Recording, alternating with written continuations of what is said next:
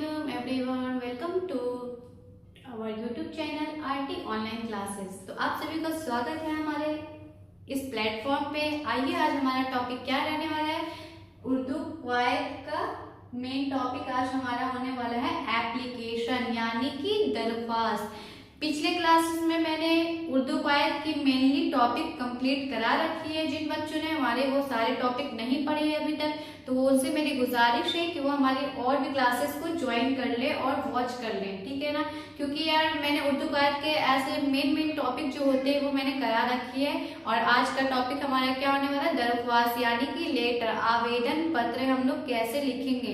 क्योंकि एग्जामिनर जो होते हैं ना, वो जो लेटर का जो नंबर मिलता है यानी कि एप्लीकेशन का जो नंबर मिलता है ना, वो उसके हेडलाइन के थ्रू मिलता है, यानी कि उसका प्रोसेस किस तरह से लिखा। क्योंकि एप्लीकेशन तो सब लिख लेगा यार, एप्लीकेशन लोगों को लगता है कि इजी है, कुछ भी रीजन डालो बन जाए, लेकिन नहीं, ये जो मेन जो पॉइंट जो लिखा हुआ होना चाहिए, क्योंकि ये मेन हेडलाइन से तो वो समझता है कि बच्चे को आता है या नहीं आता है, ठीक है ना।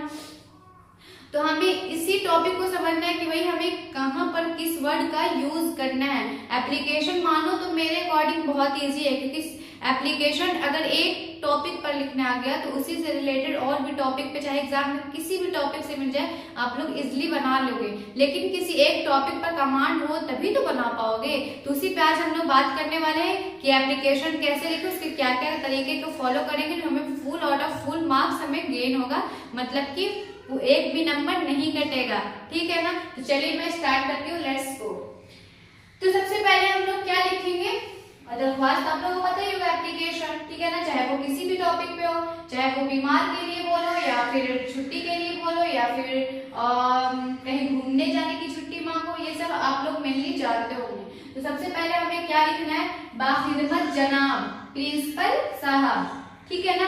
सबसे पहले हमें क्या लिखना है, बाखिदमत जनाब प्रिंसिपल साहब बोलो, या किसी मैम को लिख लो तो मैम लिख दो। भाई किसी टीचर में कोई भी हो सकते हैं ना, मैं स्पेशली ये थोड़ी बोल सकती कि प्रिंसिपल साहब को ही हमें एप्लीकेशन लिखना है। एप्लीकेशन हमें कभी भी जरूरत पड़ जाती है किसी को भी देना, चाहे वो डीएम को देना हो या आईएएस को देना है या आरटीएस को देना है या फिर सरपंच को देना है या मुखिया को देना हो, कहीं भी, या ब्लॉक में कहीं जमा करना है, तो हमें एप्लीकेशन लिखना पड़ता है। अब उसमें जिसको हम लोग एप्लीकेशन लिखेंगे उसी को यहाँ पर क्या करेंगे, इंडिकेट करेंगे। जैसे कि मैं अपने प्रिंसिपल साहब को एप्लीकेशन लिख रही हूँ, ठीक है ना, जिसमें मैं बता दूं कि गवर्नमेंट कॉलेज अलिफ बा हा। मैंने ऐसा क्यों लिखा गवर्नमेंट कॉलेज, क्योंकि मैं स्पेसिफाई नहीं कर सकती हूँ कि मैं किस कॉलेज का नाम लूं। और अलिफ बा मैंने इसलिए रखा है क्योंकि अगर आप एग्जामिनर के या फिर जैसे कि एग्जामिनेशन के थ्रू समझोगे तो उसमें बहुत सारे बच्चे होते हैं, अलग अलग नाम के होते हैं, सभी लोग एप्लीकेशन लिख रहे होते हैं, तो उसमें अपना नाम इंडिकेट करना सही नहीं माना जाता है एज अकॉर्डिंग टू एग्जामिनर। तो इसलिए आप लोगों को क्या करना है, अगर एग्जाम में आप लोग एप्लीकेशन लिख रहे हो तो इस तरह से कोई भी लेटर डाल देना, अलिफ बा सीन जीम जो डालना है वो डाल देना। अगर आप रियलिटी में किसी को एप्लीकेशन लिखना चाह रहे हो कि प्रिंसिपल साहब को मुझे एप्लीकेशन लिखना है, मैम मैं कॉलेज नहीं जा पा रही हूँ, मैं स्कूल नहीं जा पा रही हूँ, फिर मेरे घर में तबीयत खराब चल रही है मेरी मम्मी की, तो मैं इस वजह से घर पे ही रह जा रही हूँ, या किसी को भी एप्लीकेशन रियलिटी में लिखना है, तो आप लोग अपना नाम इंडिकेट करेंगे, हाँ मैं ये बोल रही हूँ वो बोल रहा हूँ। बट अगर आप लोग एग्जाम के लिए ये वीडियो देख रहे हो कि हाँ मुझे एग्जाम के लिए एप्लीकेशन सीखना है, एग्जाम में कैसे लिखेंगे, तो एग्जाम में आपको अपना नाम लिखने की जरूरत नहीं है। आपको अलिफ बा सीन जो डालना है वो कर दीजिए, अदरवाइज नेम इंडिकेट नहीं कीजिए, ठीक है, राइट। और प्रिंसिपल साहब जो मैंने लिखा है, आपको जिसको लिखना है, चाहे वो डीएम को लिखना हो या किसी को भी लिखना हो, ठीक है ना, मुखिया को लिखना हो या फिर कोई मैम को लिखना हो, तो वहां पर इसका नाम इंडिकेट करे, चाहे हेडमास्टर को लिखना हो, कुछ भी। फिर जैसे जो मैंने बॉक्सिंग करी है ना, तो वो बॉक्सिंग आप लोग ध्यान रखिएगा कि भाई ये बॉक्सिंग मैंने इसलिए इंडिकेट कराया है ताकि आपको ये बॉक्सिंग जहाँ पे मैंने लिखा है ये चीज यहाँ पर ही होना चाहिए, यानी कि जो हमारा पेज है, पेज के राइट साइड में हमारे ये लिखा हुआ होना चाहिए, बाखिदमत जनाब मौजूद, यानी टॉपिक क्या है, हमारा सब्जेक्ट क्या है, हम किस टॉपिक पे लिखने वाले एप्लीकेशन, उसको भी इसी सीरीज में रखेंगे, यानी कि राइट साइड में। और जो हमारे जनाब आले लिखेंगे, जनाब आले ये कहाँ पर लिखेंगे, हम लोग प्रिंसिपल साहब के नीचे लिखेंगे जनाब आले, ठीक है ना, जनाब आले। तो इसी तरह से आप लोग ध्यान रखिएगा, जैसे यहाँ पर मैंने लिखा लिहाजा आपसे गुजारिश, तो ये सब जो है ना ये फिक्स टॉपिक है भाई, फिक्स है कि ये प्रोसेस यहाँ पर ही होना चाहिए। ऐसा नहीं कि प्रिंसिपल साहब यहाँ लिख दूं, नो, हमें इसी सीरीज में चाहिए कि नहीं, कॉपी की जो इस साइड होता है ना राइट साइड, वो राइट साइड में हमारा बाखिर जनाब लिखा होना चाहिए, मौजू लिखा होना चाहिए। उसके बाद प्रिंसिपल साहब ये हेड मास्टर के नीचे जनाब आला लिखा होना चाहिए। फिर इसके बाद मैं देखूंगी निहायत अदब के साथ अर्ज किया है। अब ये जो मैं बोलूंगी ये भी एक समझ लो कि हर एक एप्लीकेशन में मस्ट है लिखना, ठीक है ना, मतलब शुरुआती जो करते हो ना, ये भी जिसमें मैंने बॉक्सिंग किया ये एकदम फिक्स रहता है हर एप्लीकेशन में। देखना किसी भी मैम किसी भी टीचर ऐसे ही पढ़ाए हुए कि भाई ये फिक्स होता है, ऐसा नहीं कि मैं चेंज कर करके पढ़ाऊंगी। भले ही टॉपिक अलग रहेगा, किसी का टॉपिक रहेगा किसी और वजह से, कोई बोलेगा स्कूल की छुट्टी के लिए, कोई बोलेगा शादी के लिए, कोई कुछ बोलेगा, ठीक है ना।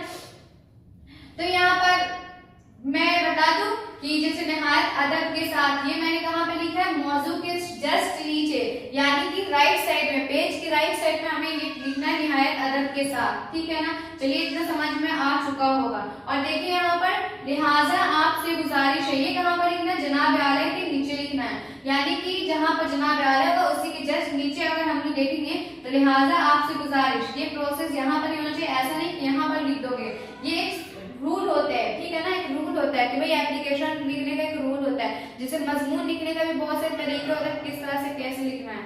और फिर उसके बाद हम लोग लास्ट में लिखेंगे जब मैं हमारा एप्लीकेशन फिनिश हो गया, हमने अपना रीजन बता दिया कि हमें किस वजह से छुट्टी चाहिए, तो उसके बाद हम लोग क्या लिखेंगे, आपका फर्मा बरदार, यानी कि आपका जो मतलब ऑनेस्ट स्टूडेंट, जैसे हम लोग बोलते हैं ना your honesty student, your kindly student, इस टाइप से इंग्लिश में एप्लीकेशन में लास्ट में लिखते हैं, तो वैसे ही उर्दू में आपका फर्मा बरदार लिखूंगी, फर्मा बरदार शागिर्द, शागिर्द मतलब क्या होता है, स्टूडेंट, शागिर्द यानी स्टूडेंट, ठीक है ना। तालबा तालिब ये भी लिख सकते हो, आपका फर्मा बरदार तालबा, आपका फर्मा बरदार तालिब इल्म, मतलब वहां पर बस नाम लिखना है, ठीक है ना। तो यहाँ पर लास्ट में हम लोग कहाँ पे ये लिखेंगे, भाई यहाँ पे लिहाजा आपसे गुजारिश है ना, उसके जस्ट नीचे जाओगे तो नीचे भी तो उसका डेट लिखा रहेगा, किस डेट को हम लोग एप्लीकेशन लिख रहे हैं, ठीक है ना। लेकिन उसके बगल साइड में देखोगे तो आपका फर्मा बरदार, ये फर्मा बरदार को इधर मत घुसा दीजिएगा, कि लिहाजा आपसे गुजारिश के नीचे लिख दोगे आपका फर्मा बरदार स्टूडेंट, आपका फर्मा बरदार तालबा, नहीं, उसके नीचे देखना, लिहाजा आपसे गुजारिश के नीचे जाना, उसके बाद थोड़ा इस साइड में स्पेस देना और लेफ्ट साइड में इसको लिखना है, यानी कि आपका फर्मा बरदार स्टूडेंट लेफ्ट साइड में लिखा हुआ होना चाहिए, ठीक है ना।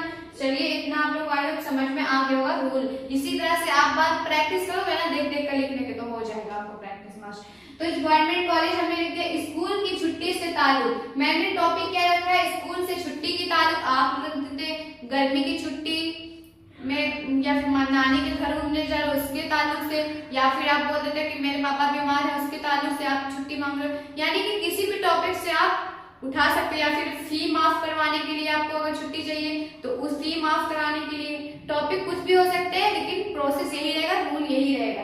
तो चलिए, तो मौजू हो गया। फिर इसके बाद हम लोग क्या लिखेंगे, जनाब आला लिखेंगे। इसके बाद नीचे हम लोग जस्ट लिखे निहायत अदब के साथ अर्ज है कि मैं आपके स्कूल की 12वीं क्लास की तालिबे इल्म हूँ।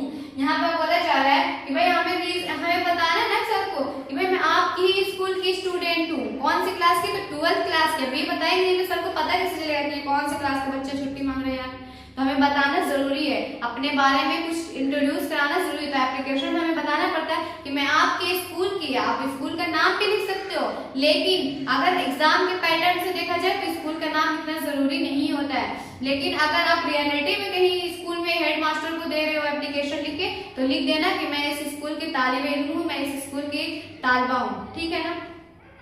तो यहाँ पर मेरे खाला जान की लड़की की शादी है। क्या मैंने लिखा, मेरे खाला जान की लड़की की शादी है, यानी कि रीजन यही बता रहा है ना। यहाँ पर छुट्टी इसको किस लिए चाहिए, तो इसलिए चाहिए क्योंकि इसके खाला जान की लड़की की शादी है और इनके घर में कोई भी एक जिम्मेदार बेटा नहीं है, जिसकी वजह से वो चाहती है कि मैं अपनी बहन की शादी में शिरकत लूं, यानी कि हाजिर हूँ। जैसे कि ये बता रहे हैं, जिसमें बोला जा रहा है रीजन कुछ भी हो सकता है। उसने अपना रीजन ये बताया कि मेरी खाला जान की लड़के की शादी है और उसका एक भी बेटा नहीं है, कोई जिम्मेदार बेटा नहीं है, रिस्पॉन्सिबल बेटा नहीं है, तो उसको करेगा कौन। भाई बीच में होता है ना कोई पेरेंट्स के जैसा कोई वर्क करता है, तो ये बोल रहा है कि मुझे ही वहां बुलाया गया, मतलब रिक्वेस्ट किया गया कि आप वहां शिरकत ले, हाजिर हो, जिसकी वजह से मैं अपनी दर्जे में मतलब कि प्रेजेंट नहीं हो पाऊंगी, यानी अपना क्लास नहीं कर पाऊंगी, अपना क्लास अटेंड नहीं कर पाऊंगी। इसने ऐसा रीजन बताया। आप कुछ भी रीजन डाल सकते थे कि मैं कहीं खाला के घर जा रहा हूँ या नानी के घर जा रहा हूँ, इसकी वजह से मुझे दिक्कत होगी। इस टाइप से कुछ भी रीजन डाल सकते थे। इसका रीजन ये था कि इसकी खाला जान की लड़की की शादी थी, जिसकी वजह से इसकी खाला जान ने इसे इन्वाइट किया कि इसे एक रिस्पॉन्सिबल बेटा की तरह वहाँ वर्क करना है, जिसकी वजह से ये क्लास अटेंड नहीं कर पाएगा। ठीक है ना।